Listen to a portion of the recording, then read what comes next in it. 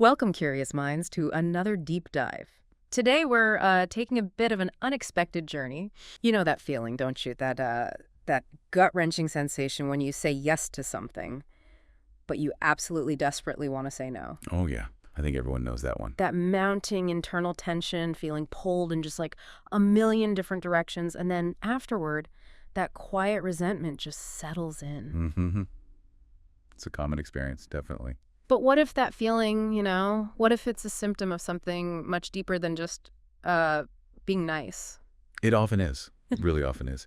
Today on the deep dive, we're plunging into the surprisingly complex world of people-pleasing. Right. We're going, well, far beyond the surface idea of simple generosity to uncover what truly drives this behavior and, critically, the profound impacts it has on our lives. Okay, so our mission today, drawing from, well, a comprehensive look at people-pleasing, is to arm you with the insights and the tools you need to understand why you might find yourself in this pattern. Right. And maybe even how to stop it.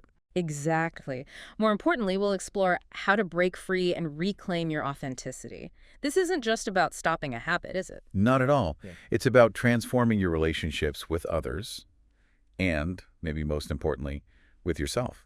Okay. And get ready for some genuine aha moments here. Oh, yeah. Because what often looks like, noble selflessness from the outside, it might actually be, well, self-defeating, even selfish, really, at its core. Wow. Selfish. That's a strong word for it. It is, but it can be accurate. We'll explore some surprising facts, maybe just enough humor to keep you hooked as we sort of navigate this often misunderstood terrain. Okay, let's unpack this. You mentioned a story, a really illuminating one. Yes, Muriel's story. It's a great place to start. So Muriel, she's a middle management employee at a large tech company. That's right. And Muriel seemed like the epitome of selflessness. She was constantly taking on extra work from her own manager, even from other supervisors, often without ever asking to be paid back or anything. She'd stay late. She'd take over presentations when colleagues were stuck.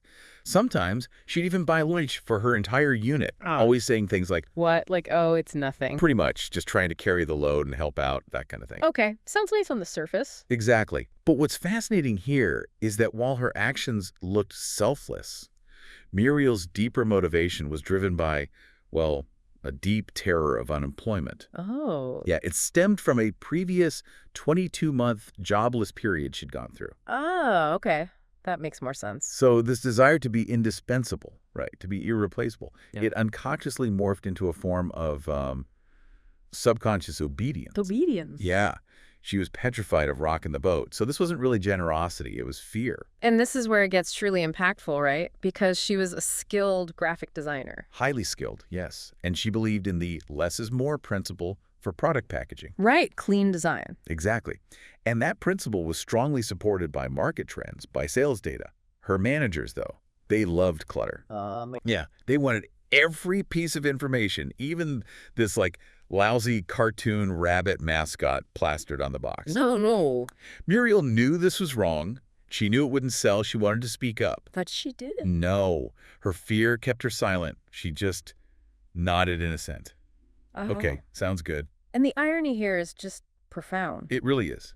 Muriel prioritized pleasing her managers, getting their approval, rather than fulfilling her actual job priority, which was designing effective packaging based on data. Right, what she was hired to do. Exactly. She was acting purely to prevent feelings of rejection. So what happened? Well, the product failed. Big surprise. Layoffs came. Yeah, Muriel. Muriel, who had done everything she thought was right, striving to make everyone happy, she was the first to be let go. No. Yes. Human Resources apparently stated she hadn't distinguished herself as a vital contributor, someone with ideas to move the company forward. Wow. So Yeah. the very thing she did to try and seem invaluable made her disposable. Precisely. It highlights the crucial distinction. Focusing on external validation can be so detrimental, both professionally and personally. Her so-called selflessness led directly to her self-defeat. Okay, so if Muriel's story isn't genuine generosity, then what is people-pleasing? Because, like you said, on the surface, it can look an awful lot like kindness.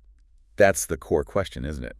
And while generosity and friendliness are absolutely essential for society to function, people-pleasing is fundamentally different. How so? Well, true generosity comes from a sincere desire to enrich lives. You genuinely want to make the world a little better. Oh, People-pleasing, however, it stems from internal deficits, from insecurity, from fear, from shame. It's not an affirmative practice creating positive possibilities. It's a defensive act. It's aimed squarely at avoiding negative consequences. It's about getting validation, not really about giving freely. I see. So it's less about extending goodwill and more about desperately trying to earn acceptance. Is that it? Precisely. People-pleasers have this amplified need to be accepted and treasured. They feel like they're always on the brink of rejection, which creates a kind of panic. That sounds exhausting. It is. They will literally jump through hoops for a simple smile and thank you.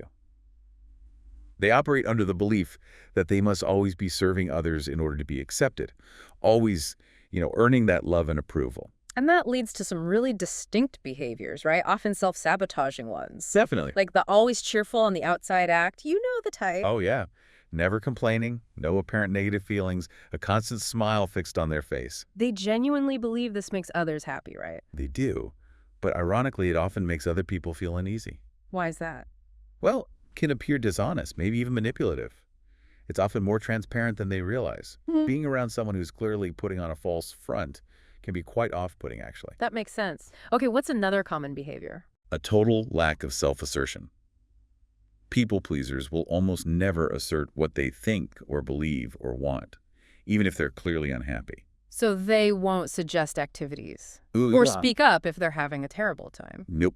They just agree with a group sentiment, whatever it is, to avoid any chance of rejection. And this is where that resentment starts building up. Exactly. Quietly, little by little, over time, until they are a volcano waiting to erupt. They prioritize avoiding being the cause of unhappiness for others, which ultimately means sacrificing their own well-being, and that just leads to bitterness down the line. Okay, and there's one more big one, right? About asking for things. Ah, yes. They almost never ask for anything, even if they desperately need it. They deny their own needs. Completely. They want to be seen as the provider, as totally unselfish. And even if they do somehow muster the nerve to ask for something, they'll often give like a million different options or opportunities to tell them no, just to minimize any possible inconvenience to the other person. But then they complain later. Exactly. Despite all this self-sacrifice, they'll privately grumble about their needs not being met. It sounds like a really tough cycle. It is. These behaviors, though they seem selfless on the surface, are really rooted in a deep, piercing fear of rejection. They believe that constant giving reduces the chance of abandonment. So it's less about improving someone else's life. And more about feeling positive about themselves, trying to manage their own anxiety. Right. And it's important to clarify this. It doesn't mean people pleasers are secretly mean or anything. They can be genuinely considerate people. Okay. The core issue is their confusion. They don't understand why, after all their effort, they feel bitter or annoyed or sad. It's because their motivation is driven by fear, not genuine goodwill. Okay, so how do you, listening right now, how do you know if this deep dive is hitting uncomfortably close to home? Good question. Let's maybe run through a few key indicators. Like, do you find yourself saying yes when you desperately mean no, and then maybe fuming quietly afterward or getting mad at the person who asked? Or perhaps you often feel unappreciated. Like friends or family just take you for granted, despite everything you do. What about worrying constantly about troubling or irritating others, feeling fatigued or just worn out by people you struggle to say no to? Or feeling guilty about doing something you actually want to do? That's a big one. Yeah. And here's a powerful one, I think. Do you expect others to just sort of perceive your unhappiness without you having to tell them? And then you get angry when they inevitably don't. That's a classic. Or trying to be what others desire, not offering opinions, just going with their choices. Having a difficult time standing up for yourself, not being aggressive about your own needs, fearing unpleasantness. Yeah. If even a few of these resonate, if they feel uncomfortably familiar, then this deep dive is definitely for you. It's about recognizing these patterns within yourself. Okay, so now we have a clearer picture of what people-pleasing is, how it shows up. The natural next question is, well, where does it come from? Right. Because habits like this rarely develop in a vacuum. And people-pleasing is almost always rooted in experiences of disapproval or rejection, usually from figures from whom we sought validation early on. So childhood stuff. Absolutely. Childhood experiences are often primary influencers. As kids, we naturally seek praise and affirmation. It's like a survival instinct, you know? But when a child irritates or angers a parent and experiences disapproval or punishment, they can start to perceive love as conditional. Ah, conditional, like you have to earn it. Exactly. You have to earn affection. And if that disapproval happens repeatedly throughout childhood, we start to internalize that disfavor. We begin to think, I'm not enough or I'm inadequate. And that just wrecks your confidence, right? Totally. It absolutely wreaks havoc on confidence and self-esteem. And it shapes our adult relationships where we continue to let others, friends, bosses, partners, determine our value instead of ourselves. Is there any expert insight on this? Yeah, psychologist Hap LaCrone confirms this. He says problems often stem from long-held feelings and beliefs of inadequacy going back to childhood and adolescence. When the people-pleaser's attempts to please parents or caregivers were rejected, made conditional, or otherwise unobtainable. Wow. So it's a really deep conditioning. It is, and this also links directly to codependency. Okay, how does that fit in? Well, codependency involves excessive dependence on someone else, coupled with that core belief that love is conditional. That fuels people-pleasing. So you fear abandonment. Precisely. Fear of abandonment or rejection. So we compensate by trying to, quote, get affection out of others by being good boys and girls. The thinking is, if I just please them enough, over and over, they'll have to love and accept me for my efforts. Which sounds understandable, but probably not healthy. Exactly. While understandable, this impulse creates an imbalanced and stressful dynamic in relationships. It's a desperate attempt to earn love rather than trusting in unconditional acceptance. And that leads to something you called the agree to never disagree trap. That's right. It's subtle, but it grows over time. It leads people-pleasers to avoid any potential disruption or disagreement just to maintain a feeling of safety and security. So always letting others choose, never challenging viewpoints. Yeah, just going with the flow, even if you hate the flow. Yeah. Any disagreement is seen as a potential opportunity for rejection. And the fear of unpleasant retaliation or confrontation leads to total avoidance. Which means your own needs just get squashed. They become insignificant. You submit to others' desires, which, again, inevitably leads to resentment. Think of a spouse who maybe affirms political views completely opposite to their own, just because they fear an incurable rupture if they disagree. Wow. The instinct to please is widespread, even if it's completely unintended. And this brings us to a really important point you touched on earlier. Right. Why being told to get over it just doesn't work. Right. When people tell you to just let it go or get over past issues, they're not acknowledging the lasting scar these experiences leave. It's dismissive. So these feelings stick around. They do. John Sarno, in The Divided Mind, explains that feelings experienced in the unconscious at any time in a person's life, including childhood, are permanent. He says anger, hurt, emotional pain, and sadness generated in childhood will stay with you all your life. Wow, permanent. Yeah. And these deep-seated issues then manifest in our adult relationships.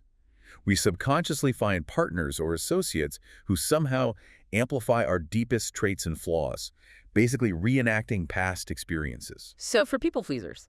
It often means giving others the reins of power and placing ourselves as subordinates, repeating that dynamic. So it's unrealistic to expect people to just forget this stuff. Totally unrealistic. While we can learn to live and thrive with these memories or influences, forgetting is almost impossible, and the insistence to get over it from others is actually pretty ironic. How so? Because it's just another form of rejection, which reinforces the very cycle they're telling you to break. Ah, good point.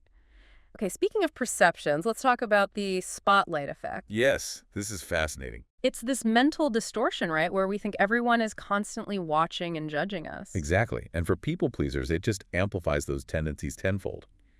It's described as an inflated sense of self, which sounds odd for insecure people, but hear me out. We think everyone in our circle is looking at and judging how we look and behave all the time. Which makes you feel foolish and ashamed. Yeah. It leads to overmodulating your behavior, trying to be perfect, or even withdrawing from public view to avoid any perceived embarrassment. But is it real? Are people actually watching that closely? Almost never. The reality is the spotlight effect is almost totally imaginary. Think about it. If everyone is preoccupied with their own lives and their own anxieties, they simply can't be intensely focused on yours. Right, unless you're, like, famous. Exactly. Unless you're a public figure, the eyes of the world are most likely not trained to study everything you do and say.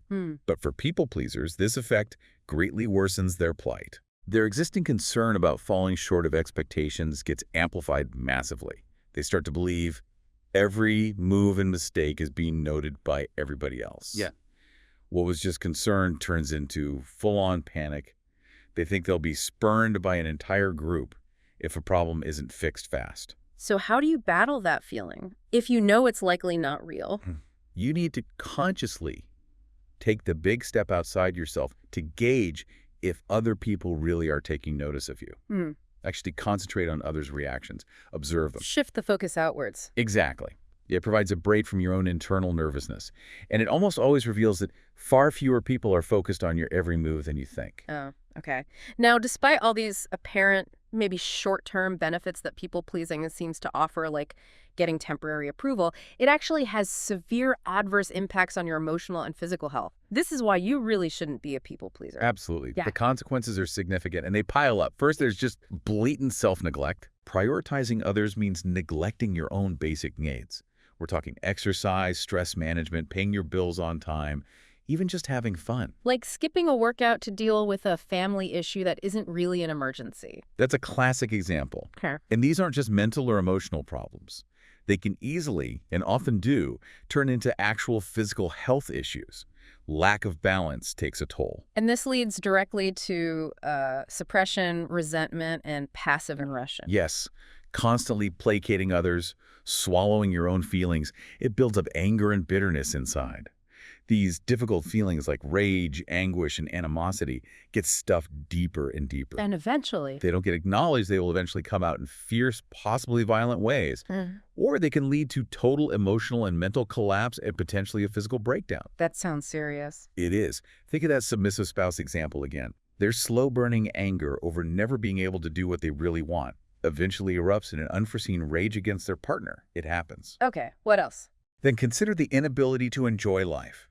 It's hard to find joy when you're constantly worried. Right. If you're always worried about everything you need to do for others, how can you take pleasure in the moment? Exactly. You'll be mentally and physically exhausted and unable to enjoy simple pleasures, like a good meal, or watching your child's Little League game without your mind racing elsewhere. And people pick up on that, don't they? They do. This dissatisfaction can actually be read on your face. It can impact children especially, who observe your detachment and might internalize it. Which naturally leads to stress and depression. Absolutely. The very definition of stress is having more requests than you feel you can manage. When you're trying to please everyone, the demands on your time just grow with no end in sight. It's a never-ending to-do list. Right.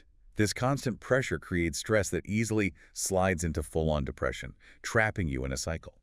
Your to-do list never shortens. It keeps getting filled with things for other people, leading to exhaustion, which makes you less able to cope, leading to more people-pleasing. It's vicious. And then there's the risk of exploitation. Oh, definitely. Yeah. If you become known as a people-pleaser, you're basically painting a target on your back. How so? Selfish people will capitalize on your weaknesses without a second thought. They see an easy mark. And even well-meaning people might unintentionally expect things from you that you simply can't deliver because you never communicate your limits or your burden. Does this happen a lot at work? It's particularly acute in the workplace, yes. You might be seen as the reliable go-to person, which sounds good, but means you get overburdened with tasks, often without complaint, until you break. Okay, now here's a surprising one you mentioned earlier. The need to control. How does that fit? Yeah, this one catches people off guard. The myth is that people-pleasing is all about selflessness, but often it's actually much more selfish. Selfish about. By doing everything, you're implicitly trying to manipulate other people's opinions, feelings, and reactions toward you from a position of emotional debt. You want them to owe you. Creating a wellspring of emotional debt. Exactly, to keep you in their good graces, to make them feel obligated to like you or need you.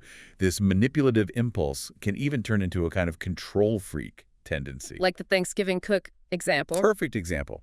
The mother who insists on doing everything in the kitchen, batting away, offers to help, ostensibly because she wants everything perfect, but really because she believes nobody else will get it right, and she wants control over the outcome and the credit.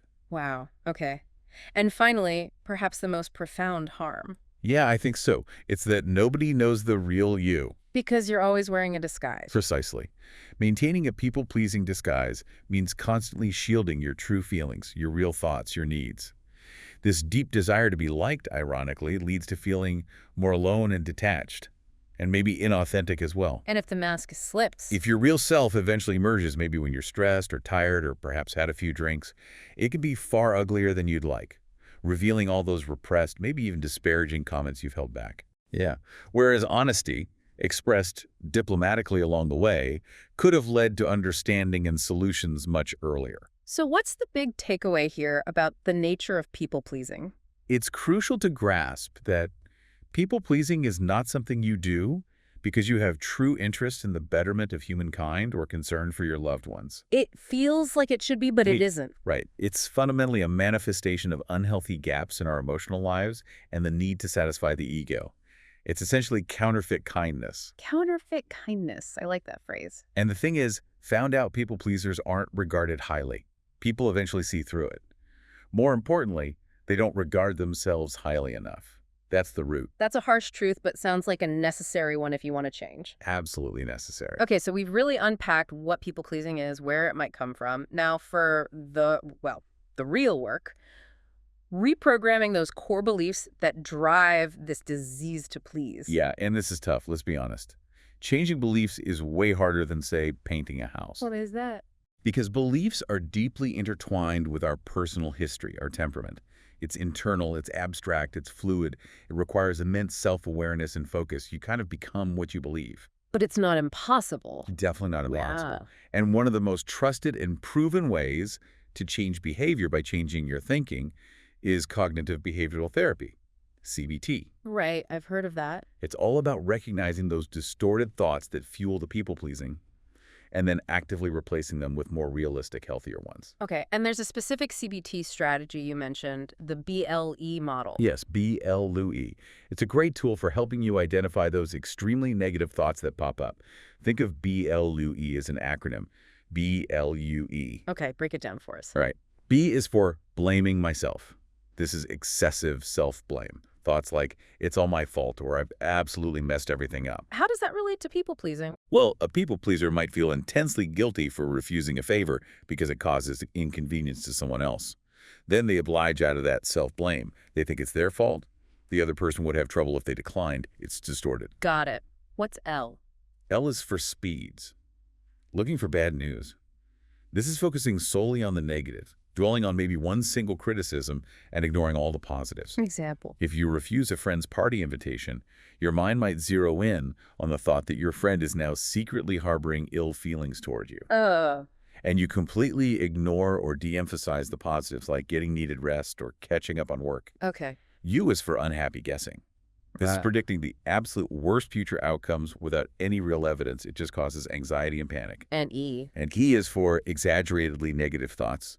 These just color everything black. Nothing ever goes right in my life. That kind of global negativity. And for people-pleasers? This often manifests as believing something like, I'm good for nothing and no one will ever love me as I am, which then drives them to live only to please everyone else, constantly trying to prove that negative thought wrong, paradoxically. Wow. Okay, so recognizing these BLOE thoughts is the first crucial step. Yes.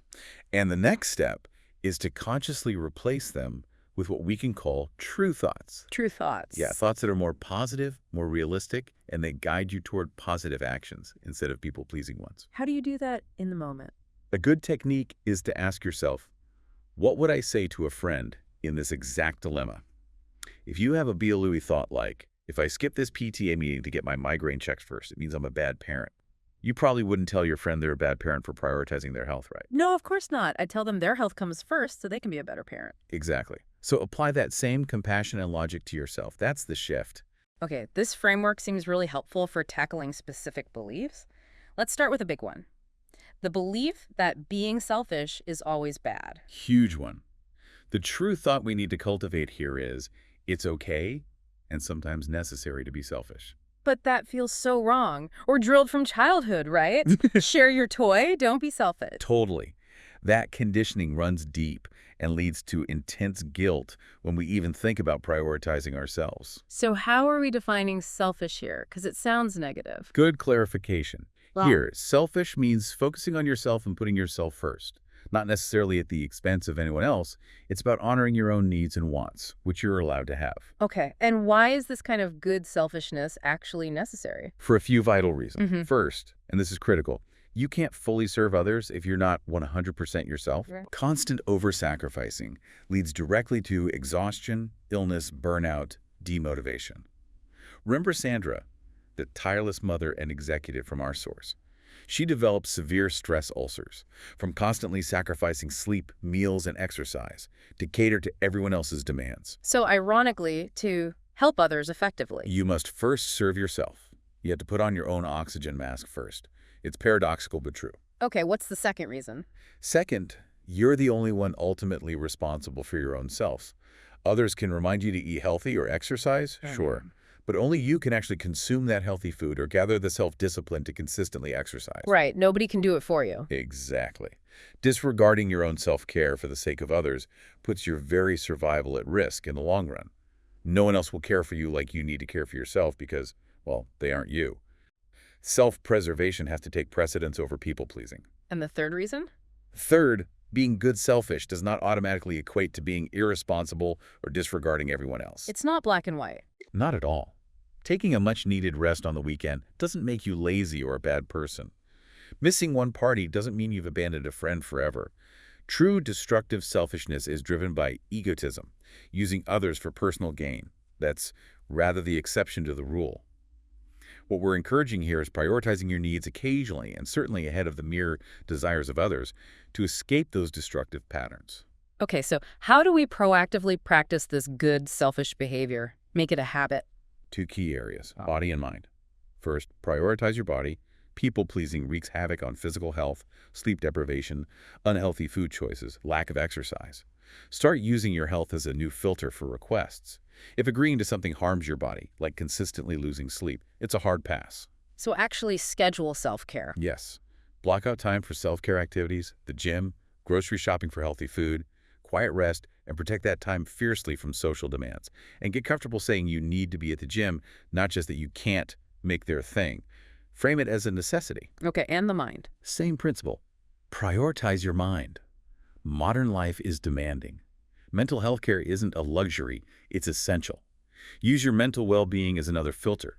If an activity consistently brings you unhappiness, tension, or serious discomfort, maybe it's a pass. Like declining a loud party if you need peace and quiet. Absolutely.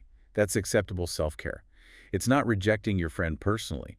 People pleasers are often vulnerable to being in a constant state of psychological torment because they ignore these needs. You have to learn to be your own best friend in this, and remember that people who truly love and accept you will do so unconditionally. Stop feeling ashamed and guilty about putting yourself first sometimes. It's necessary. All right, that's a powerful reframe. What's another core belief we need to reprogram? This one's deep. I'm unworthy of love and acceptance. This fuels so much people-pleasing. Oh, that's a heavy one. It is. The true thought we need to internalize is equally powerful, though. I'm worthy of love and acceptance just as I am. Without having to earn it through service. Exactly. This deep insecurity drives people-pleasing because external approval is desperately sought to fill an internal void. The underlying belief is you only gain worth by pleasing or serving others, which is fundamentally untrue. So how do we get to that place of self-acceptance? You mentioned psychologist Paul Dalton. Yes, he offers some key principles. First, and this is mind-bending, you live the feeling of your thinking. What does that mean? How you experience the world, your happiness or unhappiness, depends almost entirely on your thoughts about it, not the external events themselves. Remember Sarah. She believed happiness only came from external approval. So when people approved, she felt happy. When they disapproved, she felt unhappy. But the unhappiness wasn't caused by their disapproval. Not directly. It was caused by her belief that she needed their approval to be happy. That's the critical link. To spot your own distortions, ask yourself hard questions about your core beliefs on relationships, happiness, yourself. Journaling can really help here. Okay, what's the second principle? Second, everything good is inside you already. Dalton calls this the unconditioned self. Social media society often fosters the belief that worth comes from external things, status, possessions, likes. This creates a learned self dependent on external validation. Right. But your unconditioned self is, as the source puts it, the authentic you, the innocent core untouched by all the criticism and trauma. This core self inherently knows it is enough just by existing. How do you reconnect with that? Revive it by consciously taking breaks, unplugging from the noise, spending time alone, just reconnecting with your deeper, quieter self. And the third principle. Third, and this is huge, your relationship with yourself determines your relationship with everything else. How so? If you have a negative self-relationship, constantly blaming or berating yourself, you'll desperately seek external validation. This makes you incredibly vulnerable to unhealthy, even abusive relationships. Because if you believe you're unworthy, you might tolerate mistreatment from others because deep down you feel you deserve it, or because you treat yourself just as harshly internally. so how do you break that? You have to consciously start treating yourself with compassion. Be your own good friend. Realize you're allowed to mess up. Realize you aren't responsible for everyone else's happiness. Give yourself grace. Is there a practical exercise for this? Building self-worth? Yes. Make 2 lists.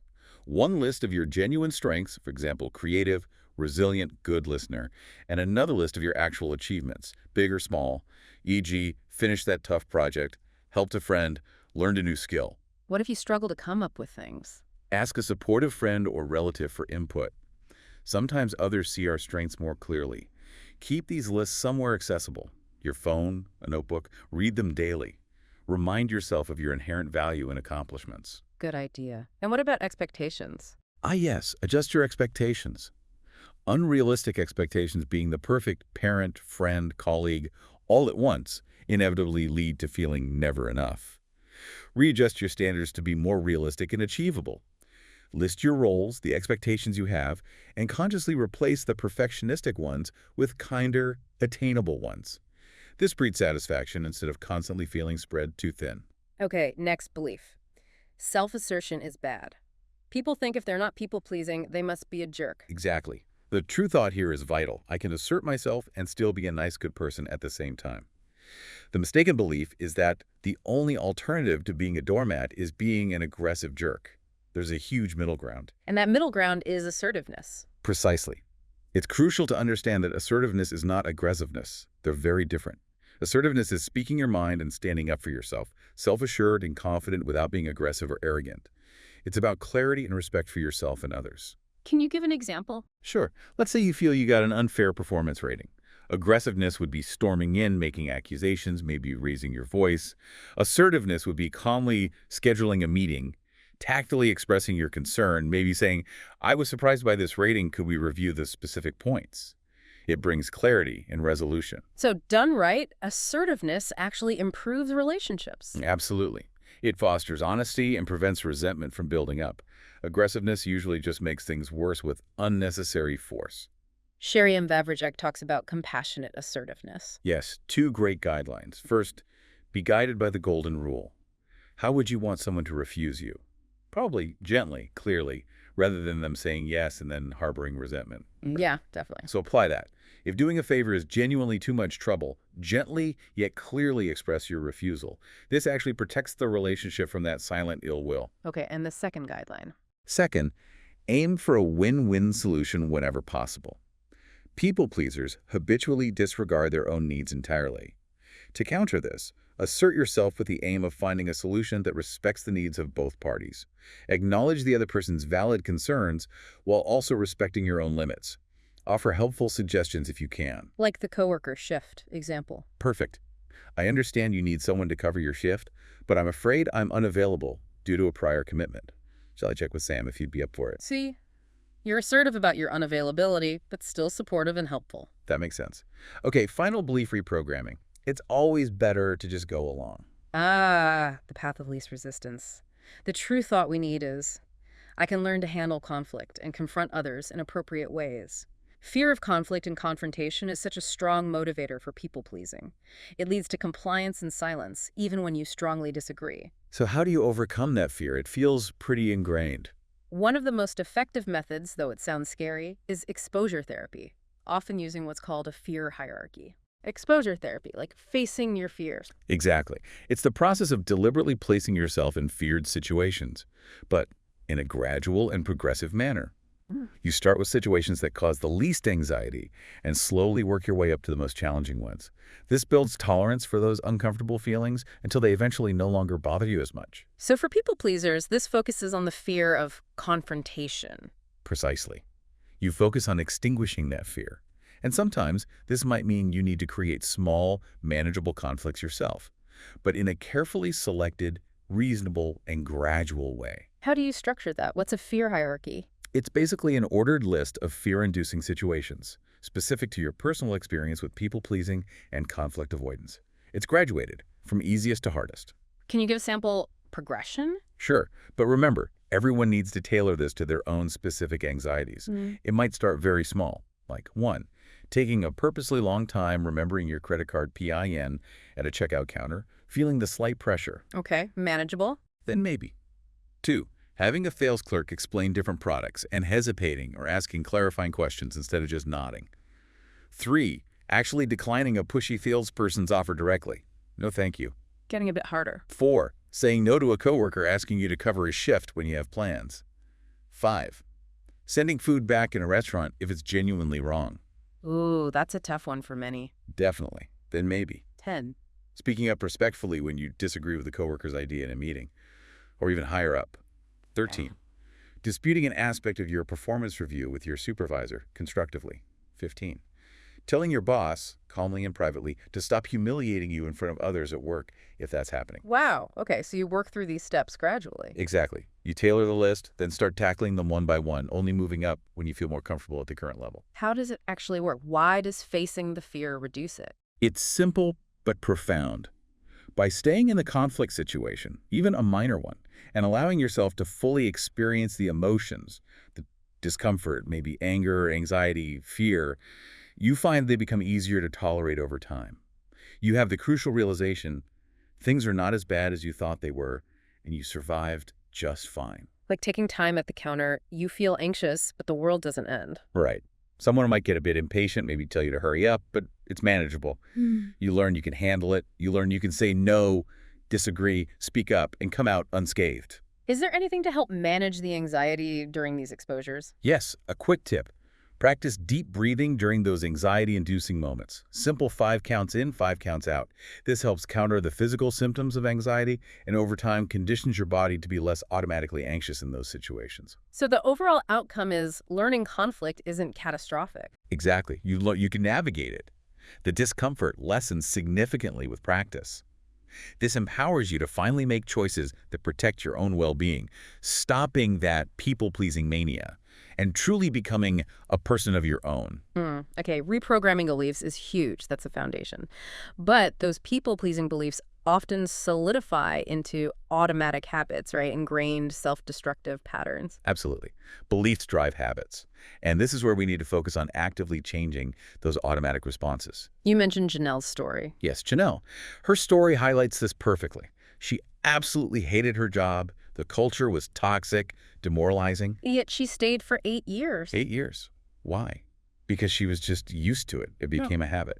She habitually assumed extra responsibilities, partly thinking the company would fail without her common people-pleaser thought. And she never expressed her opinions, even when asked, because she was terrified of repercussions. Stemming from one negative experience years ago with an angry attorney, that one event shaped years of habit. So she just got into the habit of letting things slide. Exactly. Spent 8 years in misery because the habit of silence and compliance felt safer than rocking the boat. But she eventually left. Finally, yes. After 8 years of feeling suffocated and silenced, she just couldn't take it anymore. She left. And only after leaving did she finally articulate her truth about the broken culture. She'd reached a point where holding back served no purpose. So her story shows how these emotional bases lead to bad habits of just letting things slide. Precisely. We have to examine and consciously change these automatic habitual responses.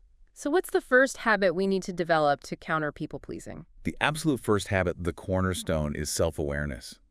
So often we don't truly understand why we people-please in certain situations, or we're not even aware when we're doing it in the moment. And without that awareness, We're doomed to repeat history, as the saying goes.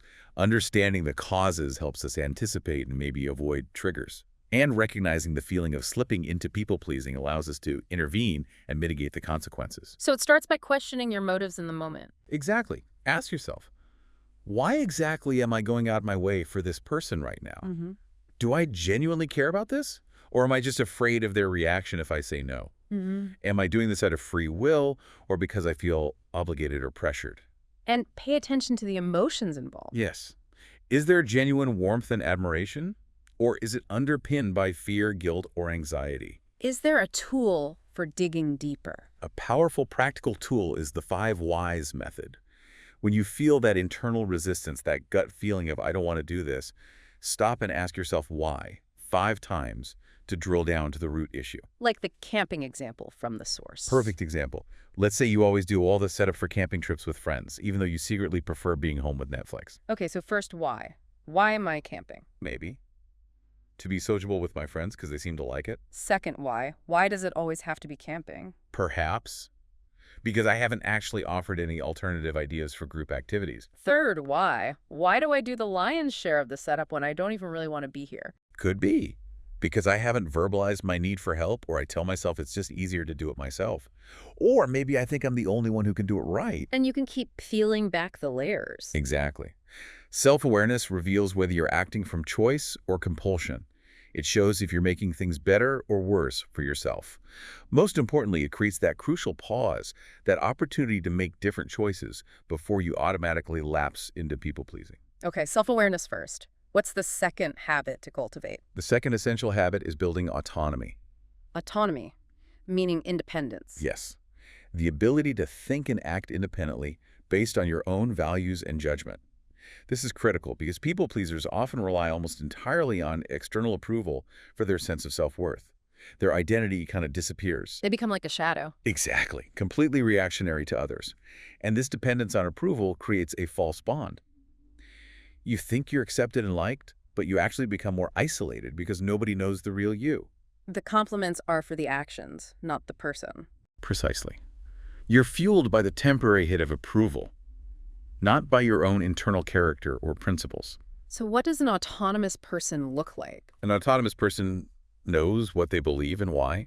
They act freely, self-assuredly. They're not afraid to affect change or take responsibility. They can insert their opinions respectfully, and they don't crumble when challenged. This mindset is antithetical to thriving on approval from others. So when autonomous people help others, It comes from real concern based on their own emotions or principles, not from a place of fear or needing to avoid negative consequences. And because of that authenticity, they earn real respect, not just fleeting, passing praise. can you give an example of acting autonomously? Sure. Think about the company's annual report example. You're put in charge of the written narrative. You notice it's been incredibly dry and boring in previous years. Okay. Your colleagues, maybe used to the old way, say, nah, it's fine, just update the numbers. On autonomous approach, you listen respectfully to their advice, you consider it, then you choose to ignore it because your judgment tells you it can be better. So you rewrite it. Yeah. You make the report engaging, you tell compelling stories with the data, you presented better things nobody else had thought to do. The report gets positive attention, executives admire your initiative and fresh thinking. So that demonstrates valuing your own opinion. Or at least valuing it equally alongside others, rather than habitually subordinating it. It's about recognizing you're in the room for a reason, your skills, your perspective. Use that to support independent thought and action. Okay, next habit. Doing less. This sounds counterintuitive, especially for people pleasers. It really does. People pleasers tend to overwork massively in relationships, believing it ensures approval and connection. They often think there's this linear relationship. The more effort I put in, the more they'll like me. It requires huge effort. But that's not how healthy relationships work, is it? Not at all. Realistically, working too hard and doing too much doesn't create a healthy union. It actually prevents you from functioning well in other areas of your life.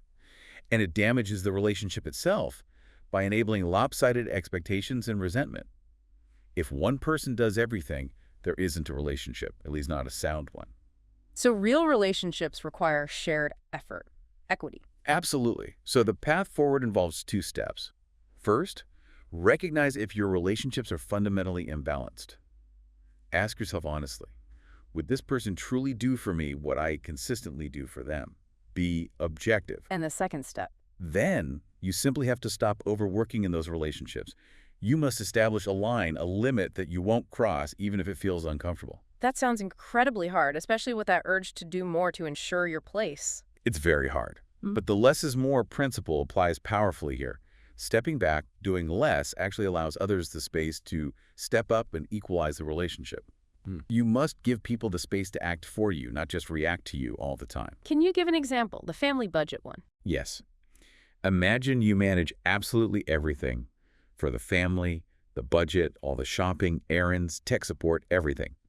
You're completely exhausted, resentful. Maybe the kids complain about minor things. Okay. You consciously decide to do less. You tell the kids they need to make their own lists for things they need. You ask your partner to take over the grocery shopping. Everyone monitors their own phone data usage. Maybe when you do shop, they have to take on a corresponding chore. So you lighten your load by redistributing duties. Exactly. You get yourself out of that people-pleasing circuit of doing everything. Initially, it might feel scary, like things are slipping through our fingers, because you're used to controlling it all. But you have to trust that inaction by you does not mean things are not being taken care of by others. Give them the chance. Okay, that makes sense. Then there's the crucial habit of learning to let go. Yes, letting go of past hurts. Lingering pain from past negative experiences, criticism, rejection, bullying, can keep people-pleasers stuck in that cycle of seeking approval. How does that work? Terrible things people have said or done can haunt us, right? They maintain an active presence in our psyches. We can't seem to let go of the awful emotions or the low opinions others had of us, even years later. We allow those past experiences to restrict us now, dictating our thoughts, stopping growth, making us act out of a fear of an invisible disapproval from the past. Now, you mentioned a caveat here. Yes, it's really important to clarify. This discussion specifically excludes victims of severe abuse or trauma who can't just get over it. Professional help is often needed there. We're talking more about the common everyday emotional hurts and criticisms that people-pleasers tend to internalize and carry for far too long. So we tend to avoid the emotional distress. Exactly. Our first inclination is often to try and get rid of the problem by avoiding the feeling of emotional distress, rather than actually solving the underlying issue or letting go of the past influence. We run from these distant hurts, which then leads to people-pleasing behavior in the current situation as a way to avoid potential new hurts. Like the roommate example. Perfect illustration. You find yourself constantly cooking, cleaning, running errands for your roommate, even when they offer to help or do their share. You just take it all on. Why? What's the past connection? Maybe because as a child, you were teased relentlessly for being slow at chores or for not getting things right. That left a painful mark. So now, to counteract that old pain and avoid any chance of similar criticism, you've unconsciously become a servant in your current living situation. Wow. So the solution isn't more service. No, the solution is letting go of the past is how we make these situations bearable in a real way. And this requires a conscious decision. It requires acknowledging the past pain without denying it, but then asserting that you will not allow those past bullies or critics to continue victimizing you in the present through your own actions. Considering forgiveness might help. It can, yes. Recognizing that most people aren't intentionally malicious, just perhaps careless or dealing with their own stuff. Letting go, however you achieve it, builds confidence and freedom to be yourself now, breaking that people-pleasing cycle tied to the past. The source has a great line here. We are products of our pasts, but we are not our pasts. Especially the parts that we did not choose. We are who we are today, and that is entirely a conscious choice. Powerful reframe. Okay, this leads us naturally to the habit of being more honest. Yes, because people-pleasing inherently involves wearing a disguise, right? Concealing your true feelings, your real needs. You cloak yourself in service, you repress emotions, you never mention your own needs or desires. So the habit of honesty is about communication. Communicating where you stand, clearly, without ambiguity. People simply cannot read minds. You need to explain what you need or want with the conviction that you actually deserve to have needs and wants. Which means being less filtered. Sometimes, yes. Or just speaking your mind more directly instead of hinting or hoping people will guess. And you have to allow yourself to expect and learn to be okay with some mild strain or tension when you express differing opinions. Conflict isn't always bad. Can you give an example? The social group one. Right. Let's say you hang out with a group of friends who constantly drink heavily, and it's starting to take a toll on your health or well-being. Instead of just making excuses or silently suffering, you could send a group message. Explain your concerns honestly, maybe, about chemical dependence generally, or just your personal need to focus on health right now. Then suggest an alternative activity, like something outdoors. That takes courage. What about needing approval? That's a key point. A primary motivation for people-pleasing is seeking approval. But you have to internalize this. You don't need someone else's approval to do what you want to do. As long as it's not harmful. Exactly. If it's not harmful or criminal, you have the right to make your own choices. Instead of constantly asking if it's okay for you to do something, just state your intention clearly and do it. Shift from asking permission to stating intent. What about feeling like you don't deserve what you want? People pleasers struggle with that. They really do. They constantly question if they deserve time off or help or to pursue their own interests. The source suggests the universal answer should be yes, you do. You have to start from that premise. Focus on your needs. Trying gives you a chance. Not trying guarantees failure. And honesty includes setting boundaries. Absolutely crucial. People pleasers often don't dare establish clear limits, which leads to others unknowingly taking advantage or overstepping. Clearly defining and communicating your boundaries reclaims the part of you that mindlessly pleasing other people takes away. Any tips for making requests when you're apprehensive? Yes. If you're nervous about asking for something or saying no, write down your reasons beforehand. Be detailed, be open with yourself, really understand your own reasoning. This becomes your internal script or negotiation strategy. Maybe even review it with a trusted friend. And if you find you can't come up with solid reasons, maybe the request or refusal isn't actually reasonable right now. Okay, final habit. Being strong under pressure. This sounds like where the rubber meets the road. It really is. Once you start being more self-aware, autonomous, honest, and setting boundaries, you will inevitably face disapproval. It's the sworn enemy of every people pleaser, but you have to face it. What kind of disapproval? It might involve verbal criticism, maybe loud disagreements, maybe just disappointed looks. They might sting, absolutely. But, as the source says, they won't kill you. This is probably the hardest part of breaking the pattern, but also the most rewarding because it builds real inner toughness. So how do you handle that criticism? First, always consider the source. Often, the critic's problems aren't about you at all. It's them. Seriously. They might be projecting their own insecurities, their own issues, or maybe they just lack understanding of your circumstances. Think about it. The harder they push against you, the deeper the issue within them might actually be. That's an interesting perspective. What else? When facing criticism, especially if it feels unfair or overly emotional, delay your response. Don't feel obligated to give an immediate reply. Take a few deep breaths to settle yourself.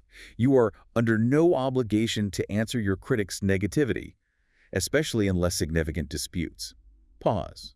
And accept that disagreements are normal. Yes, except that two people not having the same viewpoint is common. It's okay. People can disagree, even strongly, and still lead productive and fun lives together. You cannot expect everyone to fall in line with your beliefs all the time. And crucially, don't automatically assume fault. Yes, don't immediately assume that you're the one in the wrong. People pleasers do this constantly to keep the peace, but it's often not accurate or fair to yourself. If you can't deal with someone else being momentarily disgruntled, you'll end up compromising your core beliefs and needs. Try to figure out why they're reacting that way. The answer may say more about them than you. People pleasers are automatic assenters, right? How do you fight that impulse? You have to consciously resist instant assent. When someone asks for something you don't want to do or criticizes you, fight that automatic okay or you're right. Denying that instant response will create uncomfortable strain initially. But resisting the first time maybe you only need 5 seconds of extreme willpower makes it significantly easier thereafter. Remind yourself, you are entitled to do what you want or need.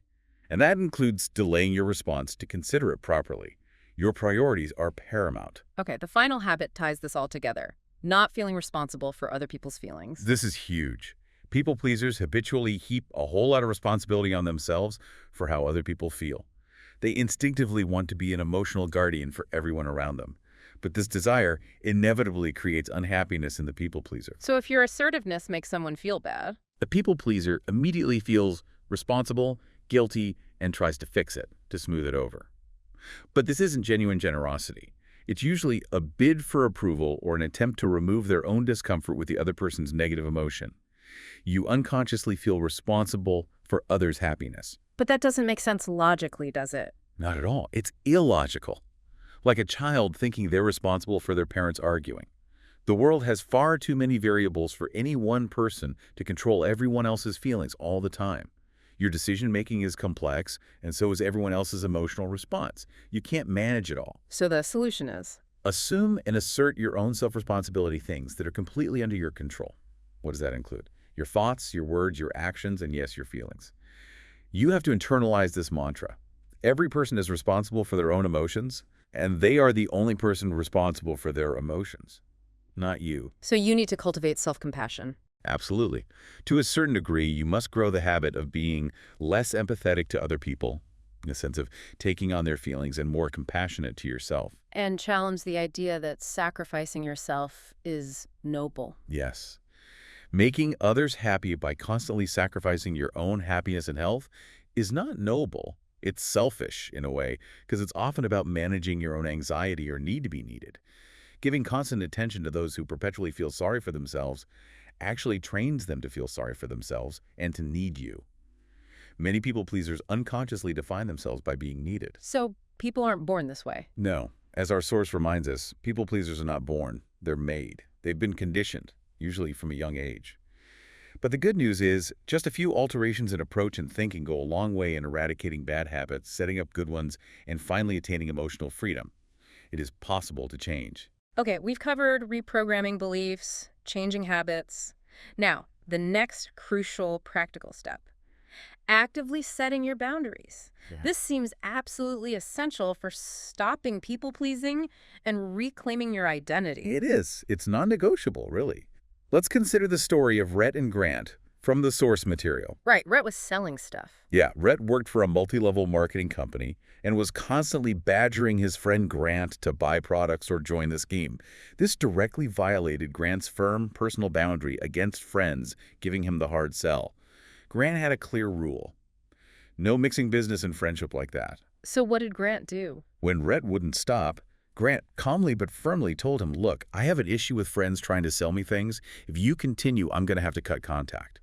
He stated the boundary and the consequence. How did Rhett react? Rhett barely got incensed, defensive, and actually cut off all contact himself. Wow. So Grant lost the friend. He did. And he felt a tinge of remorse initially. But he decided to let it drop, and the feeling that followed, almost immediate relief. Grant felt he'd stood up for his personal code, his values, and he concluded that losing that particular friend was far easier than being poisoned slowly by the constant boundary violations. That's a powerful story. It highlights the potential trade-off and also that immediate relief. Exactly. And boundaries don't just apply to others, they apply to ourselves too. Limiting work time, sticking to a budget, managing food consumption, structuring our daily schedule, that's all self-boundary setting. Self-discipline is crucial here too. Okay, so what exactly are boundaries in this context? Define them for us. Think of them as an invisible barrier that surrounds your personal and emotional space. They set the limits of how much people can trespass into your emotional life. Trespass, interesting word. It fits, doesn't it? Boundaries regulate the space you need to be your true, authentic self, free from undue pressure or duress from others. And others must respect that space. This distance prevents unhealthy over-reliance or getting your identity tangled up with someone else's. But they're not just about keeping people out. No, that's a key point. A good boundary also helps define who can get closer, preventing unhealthy isolation. It's about managing connection, not just disconnection. With sound boundaries, you feel freer to be yourself without the burden of others' expectations or demands. You gain room to be more creative, more free-flowing, more independent, and more unique. They provide a nice buffer zone for calm thought and self-possession. But people-pleasers often miss this. They either totally underestimate or are completely unaware of their fundamental need for boundaries. They habitually prioritize others' happiness or comfort before their own needs or limits. For them, learning to set firm limits is a crucial, absolutely undeniable step toward health. Okay, but how do people-pleasers, who are so used to saying yes and going along, even know when to set boundaries? It feels like their radar might be off. That's a great point. Their internal alarm system might be muted, so they need to consciously tune into it. Oh. First, self-diagnose. Pay attention to your physical reactions. How does your body react when you're around someone who troubles you? Is there a clenched gut, tension in your head or shoulders? Okay, body signals. What else? Your mental state. What goes through your mind in those interactions? Do you feel confused, inattentive? Do you have racing thoughts about escaping the situation? And what about after the interaction? Crucially, look at the aftermath. Yeah. You might not recognize the boundary violation in the moment, especially at first. But that lingering feeling of tension or resentment or just vague unhappiness after an interaction is a really clear sign something was off. Then you need to define it. Yes. Determine exactly what it was about the person or situation that upset you. Were they too abrasive, too direct? Do they make offensive comments? Ask overly personal questions. Be really honest with yourself. So this combination, physical, mental, aftermath definition, creates an alarm system. Exactly. It becomes your personal boundary violation detector. The next time these symptoms appear together, it's a clear warning sign. Re-examine the situation. A boundary might need to be set or reinforced. The simple rule is, whenever you are uncomfortable, chances are a boundary has been crossed. Listen to that discomfort. Can you give an example? Alexa and Daniel. Yes. Alexa consistently felt stomach upset, a cluttered mind, and general nervousness around her sister's new boyfriend, Daniel. On the surface, Daniel was pleasant enough. But digging into her feelings, Alexa realized what bothered her. He asked overly personal questions. He was uncommonly frank and probed for personal details that went too far for her comfort level. So she diagnosed the boundary violation. She's a private person. Exactly. And the resolution. Alexa calmly but firmly told Daniel, I appreciate your interest, but I'm not comfortable discussing my private life in that level of detail. I'd appreciate it if you could respect my limits on that. How did Daniel react? He apologized, seemed slightly embarrassed, and never asked those kinds of questions again. Their civil rapport continued.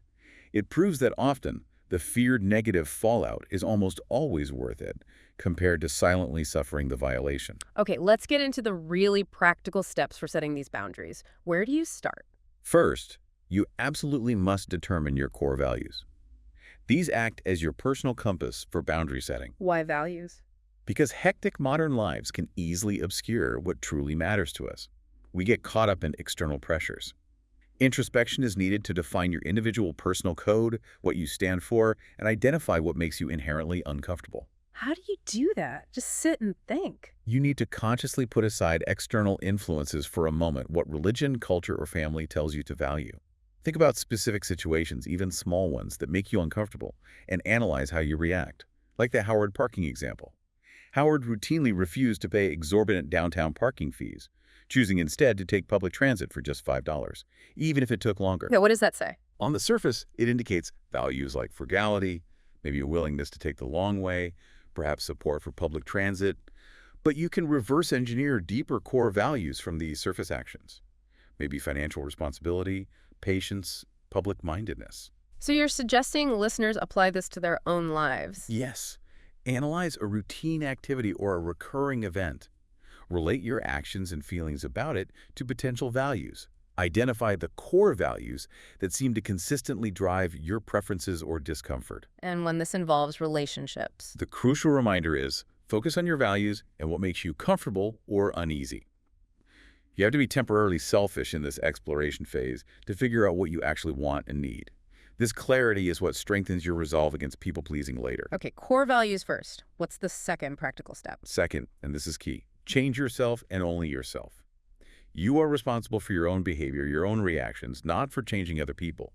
Your focus must be on how you deal with boundary violations. But it's so tempting to want others to change, isn't it?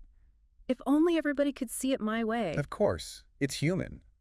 We desperately want our partners to be less lazy, our bosses to stop belittling us, our friends to be more considerate. But the hard reality is, we're not responsible for changing the behaviors of others. And even if we trying to change other people almost never works reliably. So instead of trying to change them, You shift the focus entirely. What you can and should change is how you deal with other people. This means changing your approach based on your core values, communicating your boundaries differently, standing your emotional ground. It's about managing yourself, not them. Can you give an example? The compulsive spender friend. Right. Let's say your close friend is a compulsive spender, constantly in financial trouble, always asking you for loans. You know they'd be better off if they just budgeted properly. You want to fix their problem. Yes, but you are not responsible for fixing their spending habits or spending your time trying to teach them budgeting. What you can do, what is under your control, is to not give them money anymore. You change your behavior, enabling to not enable or support other people's behaviors. You are only a part of their mental calculus, not the whole equation. So altering your behavior is more effective. It's much more rewarding and far more effective for your own health and well-being than the usually futile effort of trying to convert others to your way of thinking. Okay, values. Change yourself. Third step. Third, you absolutely must set consequences. When your clearly defined boundaries are violated, there must be a consequence. and that consequence is defined and enforced by you. Doing nothing, letting it slide again, is simply not an option if you want the boundary to mean anything. You're entitled to enforce them. You are absolutely entitled to stand your emotional ground and defend your personal space. And the only rule when a boundary is crossed repeatedly is the only thing you're not allowed to do is nothing. Like the Facebook bully example. Exactly. A Facebook friend continually hounds you, posts inappropriate things on your wall, ignores your warnings. The consequence you decide on might be unfriending or blocking them. That can feel like a big step. It is. It's often a big, hard step and can be an anxious moment. But remember, it's about protecting your needs, your space, your peace of mind. If someone continually crosses a threshold you've established, you have to lay down the law for yourself. And anticipate their reaction. Yes. Expect negative reactions, sometimes judgment, anger, guilt-tripping. Count on them being that way occasionally. See it as part of the process of them adjusting to the new you. Don't let their reaction change your necessary decision. Does writing it down help? Immensely. Write down your key boundaries, the specific actions that would constitute trespassing, and the exact consequence you will enact if it happens. This organizes your thoughts and provides clarity and resolve when emotions might run high in the actual moment of confrontation. Because people pleasers fear that disfavor. Yes. People pleasers allow offenses to go unaddressed, precisely because they fear falling out of favor. Having a firm, pre-decided policy helps develop that necessary resolve and self-respect. Okay, let's expand on setting boundaries with a few more practical steps. You mentioned clarity. Yes. Get clear and specific. You are the one who decides what works for you and what doesn't. Be explicit and direct, first with yourself, then with others. If you don't even consciously know that you deeply resent a messy dining table left by others, how can they know? Think in general terms based on your core values first. E.g., I value mutual respect, I need quiet time. Then apply those values to specific areas. Your personal space, the information you share, your money, your time, maybe even your car. And boundaries can vary. Absolutely. You're completely allowed to make different boundaries for different people. Letting a close family member borrow your car is very different from letting a casual acquaintance borrow it. Adjust the boundaries based on the level of trust and closeness in the relationship. And do others need to agree with your boundaries? No. This is critical. Finally, people might not understand why you've set up certain limitations, rules, or boundaries. That's completely okay. They don't have to. Your boundaries are about your needs, not their approval of them. Then you need to communicate explicitly. Yes. You have an obligation to be clear, candid, and forthright about your limits. Don't assume others possess psychic powers and will just guess correctly. Like the couch crashing example. Perfect. Friends constantly crash on your sofa, eat your food, invade your space. Chances are you likely haven't made it expressly clear that this isn't okay with you anymore. Until you state your boundaries without equivocation, they will likely continue, assuming it's fine. So hints aren't enough. Hints might work for some perceptive people. Why do you ask? Might signal discomfort. But others require very explicit statements. I don't like to discuss that topic. I'm not going to be able to do that. Please stop harping on me about this. And don't forget the super magic word, no. It's incredibly direct. Do you need to explain why? No. If questioned about your boundary or your no, you are not required to answer. You don't owe any explanation. You don't have to justify a thing. Remember, no is a complete sentence. Okay, defined, communicated. Then what? Then don't let boundary crossers off the hook. This is where the consequence comes in. Once defined and communicated, you have to lay down your personal law and not let the violators off easy. It's time to act. You have to be willing to enforce it. Absolutely. Only set rules and consequences you're actually willing to carry out. Half-enforced rules create porous boundaries, which are basically useless. They become a sign of weakness that people will immediately exploit, consciously or unconsciously. So back to the Facebook bully. You've explained your limits, defined the consequence, blocking. If they ignore it and cross the line again, you hit unfriend or block and don't look back. You follow through. This is hard for people pleasers, confronting that discomfort. Incredibly hard. But backing up your boundaries with solid action, while maybe causing only a small bit of anxiety in the action itself, creates far less long-term stress than there would be if you keep letting it fester by doing nothing. Okay, you mentioned boundaries exist on a spectrum. Healthy, rigid, porous. Yes, it's helpful to think about the 3 levels of personal boundaries. Healthy boundaries are the goal. They're balanced, flexible when appropriate, they reinforce your character, help moderate emotions, and allow for meaningful generosity that doesn't deplete you. They involve respecting yourself and others, exchanging information appropriately, and being able to say and hear no without it being a catastrophe. Okay, that's the ideal. What about rigid? Rigid boundaries are like an impenetrable fortress. Someone with rigid boundaries might have very few intimate relationships, appear distant or isolated, be very reticent to ask for help, and avoid vulnerability at all costs. This ultimately hurts the self by leading to isolation. And porous, that sounds like the people pleaser default. Often, yes.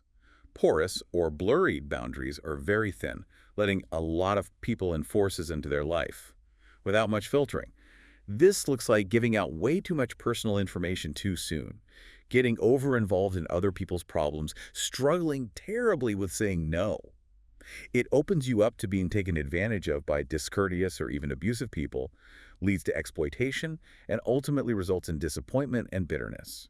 So, while healthy is the goal, you might need to adjust sometime. Exactly. You might need to strategically adjust your boundaries depending on the context. Maybe be a little more porous with close, trusted family members where vulnerability is safe, but consciously nudge toward the rigid policy. With colleagues you know to be untrustworthy or gossip-prone, you have the freedom to decide how far you'll bend or expand your boundaries in different situations. Cultural context matters too, right? Yes, different cultures definitely have varying standards for emotional display or personal space. That's worth keeping in mind. But the bottom line is, The bottom line is, you are in charge of your boundaries. Trust in yourself and believe what you need, want, and cherish is right. And you have to know that your feelings are equally as important as anyone else's. That belief fuels healthy boundaries. okay, what about situations that pop up unexpectedly? How do you set boundaries in the moment? Great question. Life throws curveballs, requiring spontaneous boundary setting. Your response needs to be clear, whether you start subtly or go straight to direct. So you can start subtle. Yes, if that feels easier initially, Yeah. but be prepared to become more direct if the subtle hints aren't taken. Can you give some examples? Subtle versus direct. Sure, let's take being asked for money. Subtle. I wish I could help, but my resources are just really limited right now, and I don't really have the room to lend money at the moment. Direct. I'm sorry, but I can't keep lending you money. I need to prioritize my own financial needs right now. Okay, what about taking on extra commitments? Subtle. Wow, that sounds interesting, but my bandwidth is totally maxed out right now. I'd be happy to talk more about it once things clear up a bit. Direct. Unfortunately, I can't help with that right now. I simply don't have the time available. How about dealing with unconstructive criticism? Subtle. You know, I felt a bit hurt by the comments you made earlier. It's kind of a sensitive issue for me. I hope you can understand. Direct. I don't appreciate those remarks. I'm not going to continue this conversation if you keep making comments like that. And if someone is getting angry with you, Subtle. I understand you're upset, but I need you to try and be less angry right now. Could you perhaps use a more measured tone so we can talk? direct. Don't scream at me. I'm leaving the room now. When you've calmed down, perhaps we can resume this conversation. What if someone makes an urgent demand and you need time? Subtle buying time. I understand you feel this is urgent, but could I possibly get back to you on this later today? That would really help me think it through. Direct. If they push, I'm not going to force myself to make a quick decision under pressure.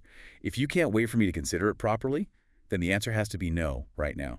So being able to adjust and react in real time helps fight that urge to just please them instantly. Exactly. It buys you space and reinforces your limits. You know, for the final and maybe the hardest part of boundary setting, preparing for the aftermath, this is where people pleasers often stumble. Yes, because when you finally start respecting yourself and setting firm boundaries, people will react. They will be upset and maybe sad. A few of them might be really pissed off, especially those used to you always complying. But there's a payoff, right? It's not just negative. Absolutely. Here's the crucial long-term view. Staying firm to your boundaries will actually help your relationships and alliances over the long haul. Think about it. If you constantly let down your boundaries just to avoid someone else's temporary negative reaction, you'll end up feeling resentful and irritated over time. That poisons the relationship anyway. You need relationships where people truly esteem you for who you are and will respect your limits, not just relationships based on your compliance. So you need to steel your resolve. You do. Fully anticipate that anger or pushback sometimes. Don't accept bullying or repeated attempts to break down your clearly stated limits. Don't let them exploit your sympathy or guilt. What happens if you weaken? If you give in to their anger? If you let an angry or manipulative person weaken your resolve, your situation won't improve. You'll likely just get more depressed or resentful, which often leads to eventual acrimony and hatred anyway. You're just delaying the inevitable conflict, making it worse. But if you stand firm, If you stand firm in the face of someone's indignation with you, the discomfort will only be temporary. It passes. And you'll feel confident and relieved that you made the right choice for yourself. Their anger will likely die down eventually, and from that point of mutual respect, even if grudging at first, you can potentially build back up again a much healthier relationship based on honesty. and remember, their anger isn't necessarily about you. Exactly. Whatever's making them so angry isn't your problem, it's theirs. You are responsible only for your actions, not their reactions. Maintaining an even temperament and holding firm to your convictions can actually, over time, teach them to respect others more. So resist the urge to fix their anger. Yes. Don't take an angry person's bait. If their rage escalates, you remain calm. Don't let them dictate the emotional tone of the interaction. This is one of those rare situations where remaining idle is a sign of strength, not weakness. What's the do-nothing solution? People pleasers have an automatic reflex to try and make angry or upset people feel better immediately. You have to consciously resist this urge to jump in and make it all better. Doing so just cedes your personal power and reinforces their unhealthy behavior. When dealing with the fire and fury, the solution is marvelously simple. Do nothing. Don't engage with the tantrum. That sounds hard, but powerful. It's not always easy, but it's often the best and strongest response. Harnessing this strength reminds you of your own value, your beliefs, and lifts you out of that subservient position. Okay, this brings us to the ultimate assertive skill, the one that underpins so much of this. Mastering the art of saying no. Yes, if boundary setting is building the fence, saying no is closing the gate. It's fundamental. It feels so difficult, though, doesn't it? Like a mini confrontation every single time. It often does. We're conditioned, especially people pleasers, to avoid the perceived negativity and potential confrontation that saying no brings. These techniques won't magically remove all tension, but they can definitely make it smoother and easier to deliver. Okay, first technique. The subtle difference between saying, I can't versus I don't. Ah, yes. This comes from some fascinating research in the Journal of Consumer Research. It showed that using the phrase, I don't, was overwhelmingly more successful in helping people stick to their goals than using I can't. That seems like such a small difference. Why does it matter so much? It's about the psychological framing. I can't reminds you of limitations, of restrictions imposed on you. It creates a feedback loop of inability or deprivation. It relies on constant, depleting self-discipline. And importantly, other people often hear can't as temporary or circumstantial and open-ended answer that encourages people to try to persuade and coax you. Ah, like you can't. Oh, just this once. Exactly. But I don't, on the other hand, creates a feedback loop of power and control. It frames the choice as part of your identity, your policy. It establishes a firm line in the sand, making the choice feel pre-made and much easier to stick to. It's perceived as a hard boundary. Like the dieting example. Perfect. Someone says, I can't eat chocolate. Sounds like deprivation. Maybe they'll cheat later. Someone says, I don't eat chocolate. Sounds like a choice, a policy, part of who they are. It empowers them. So how do you apply this more broadly? Start framing your refusals internally and externally using I don't. For instance, I don't let my friends talk me into things I don't want to do. Or I don't check email after 6 p.m. Or I don't lend large sums of money. It empowers you and communicates a firm, established policy to others, making goal achievement easier. Okay, this ties into the next idea, rejecting entire categories of requests. Yes, instead of evaluating every single request individually, which is exhausting, you can make saying no much easier and more empowering by rejecting whole categories up front. How does that work? You establish a blanket rule for yourself, maybe communicate it generally. For example, sorry, I don't do informational coffee meetings anymore unless there's a clear agenda set beforehand, or I don't commit to weekend events more than 2 weeks in advance. This removes the constant decision-making burden for each new request that falls into that category. Can you make exceptions? Of course. You can always choose to opt in if something comes up that you genuinely want or need to do. But making no the default for that category is key. It's much easier psychologically to opt in occasionally than to constantly have to opt out. Like Jack, the author example. Right. Jack, a popular author, gets tons of speaking requests. He set clear criteria. He won't speak to groups under 20 people, and he won't speak anywhere during May through August. because that's his dedicated writing and family time. This restrictive criteria makes saying no to the numerous requests that don't fit much, much easier.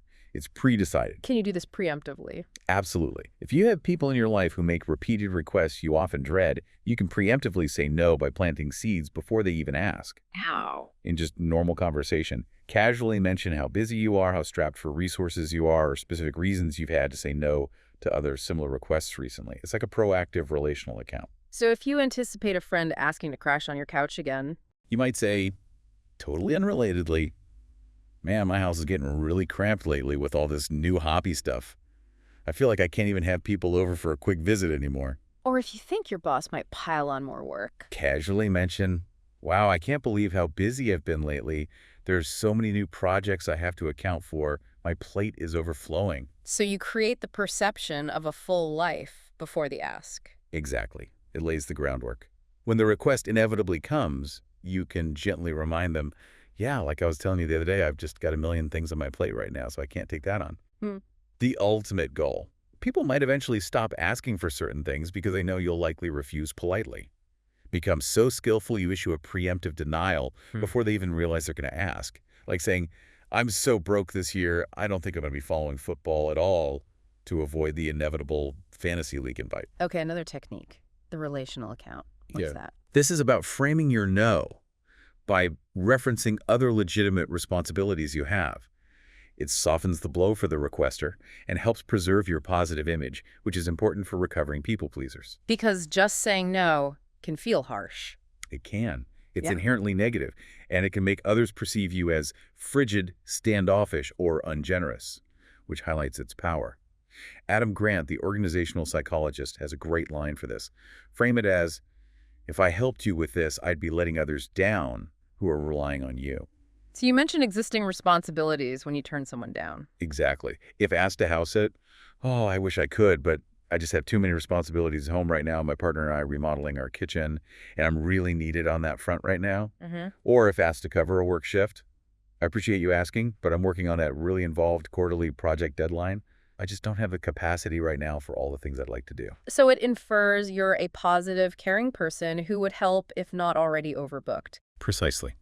It reduces the feeling of personal rejection for the asker and helps the recovering people pleaser maintain a positive reputation without sacrificing their boundaries. Okay, what about when you feel really pressured, maybe by a boss, and no feels impossible? There's the yes, what should I deprioritize move. Yes, this is a brilliant, polite power move, especially effective with authority figures or people you genuinely don't want to disappoint if possible. How does it work? You essentially agree to their request, but with a crucial strategic catch. You immediately ask the requester to identify which of your existing responsibilities should be dropped or delayed to accommodate their new ask. Can you give an example at work? Sure. Your boss asks you to take on a new analysis project. You say, okay, sure, I'll be happy to help you go through our budget for that. To make sure I can give it the proper attention, what other job that I'm currently working on for you should I put aside for now? Should I put the marketing presentation or the archive project on the back burner this week? And personally, maybe a friend asks for moving help on a busy weekend. Wow, moving. Okay, I'd be happy to try and help you move for a bit. Yeah. But to make that happen, I'd have to cancel either my planned visit with my mom, who I haven't seen in weeks, or my kid's ballet recital.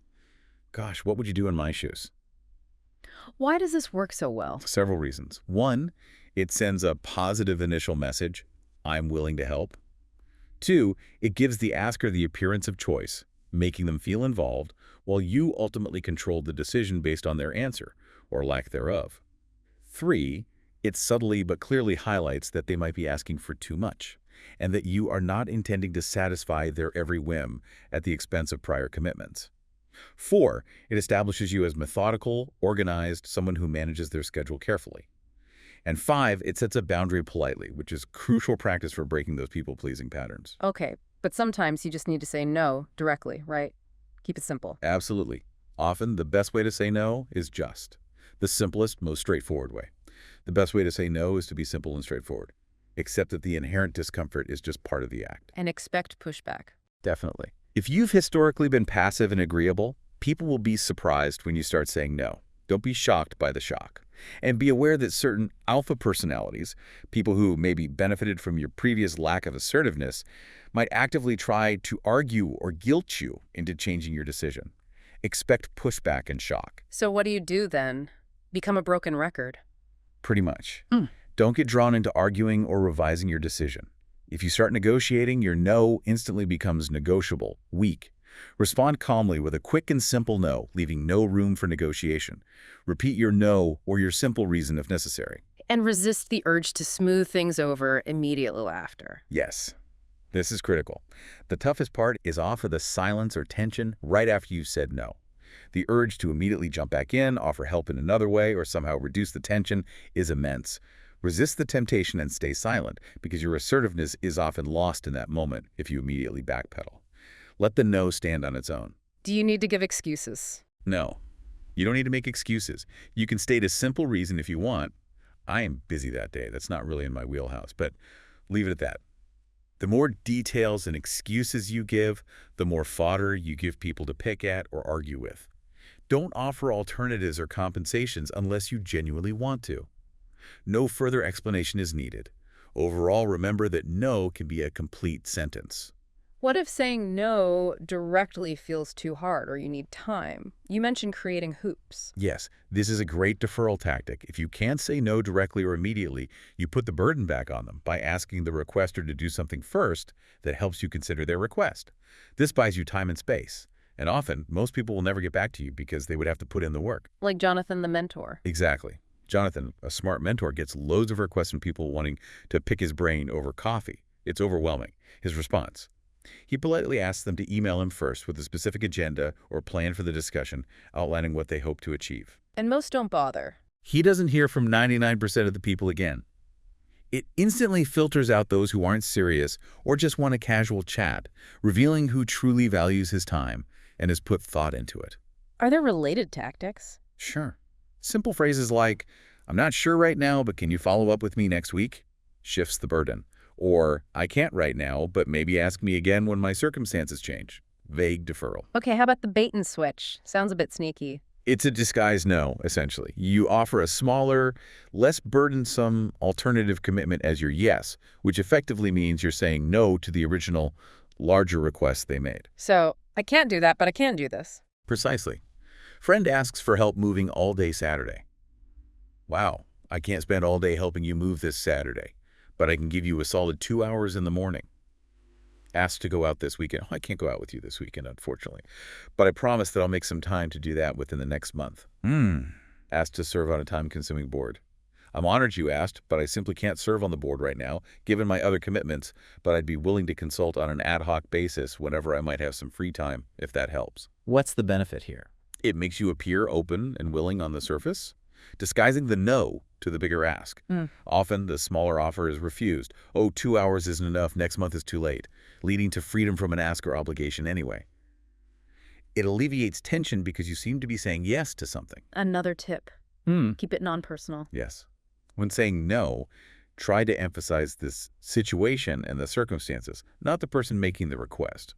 This makes it easier for you to deliver and easier for them to receive without feeling personally rejected. Because rejection feels personal, even if it isn't meant that way. Exactly. We often take rejection personally and ruminate on it. And people also find it hard to separate hearing no from feeling like it's a personal slight against them.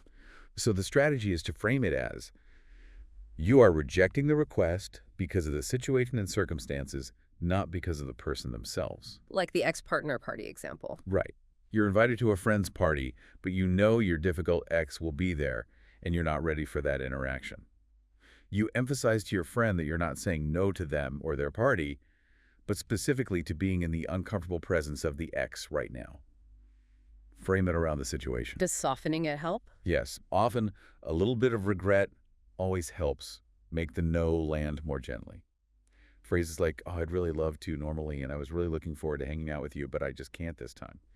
Validation helps people accept no more easily. Okay, almost there. Pass the buck. This is suggesting someone else who might be a more qualified or better fit for the request, thereby avoiding the direct responsibility yourself. How does that work? The framing is key. You wouldn't do the requester justice, but you can still help them solve their problem by finding someone who will. The requester doesn't feel like they heard a direct no to their problem, just a no from you. Like the airport driver example. Perfect. Oh gosh, no, you don't want me driving you. I'm a terrible driver, especially on highways that make me really anxious. But you know who's a great driver and loves that route? Ted. He might be free that day, maybe ask him.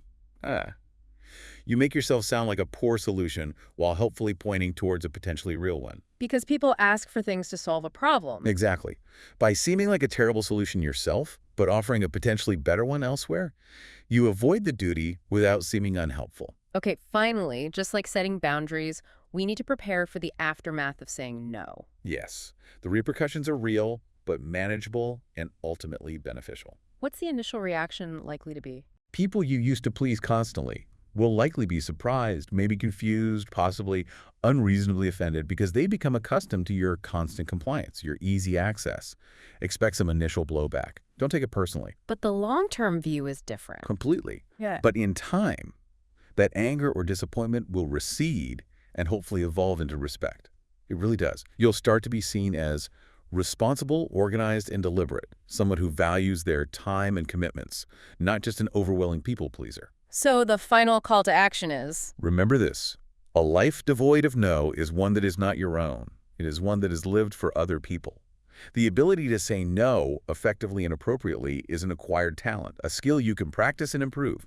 Practice it. Use these techniques. You'll gain immense free time, energy, and self-respect. Wow. Okay, so today we took a really deep dive into the hidden world of people-pleasing, uncovering its true nature, not as kindness, but often as a self-defeating behavior rooted in, well, fear and insecurity. Yeah, we explored its origins, often in childhood conditioning, that pervasive spotlight effect, making us feel constantly judged, and the really damaging consequences it has on our physical health, our mental health, and definitely our relationships. But most importantly, we armed you, hopefully, with powerful strategies. From reprogramming those deep-seated beliefs using things like the Bilo-Louis model, to cultivating self-awareness and autonomy, setting those crucial, clear boundaries, and finally, mastering the art, the skill of saying no with grace and strength. Absolutely. This deep dive wasn't just about understanding a problem intellectually. It was about equipping you with actionable insights, real tools to actually transform your life if this resonates with you. You now have a kind of shortcut, maybe, to understanding yourself better, why you might fall into these patterns, and crucially, practical ways to start asserting your true self, your real needs. And here's a final thought to mull over. If people-pleasing is, at its core, often a way to try and control others' perceptions of you, maybe even manipulate them through emotional debt, then stepping away from it, choosing authenticity, is the ultimate act of liberation. Not just for you, but for the health and honesty of all your relationships.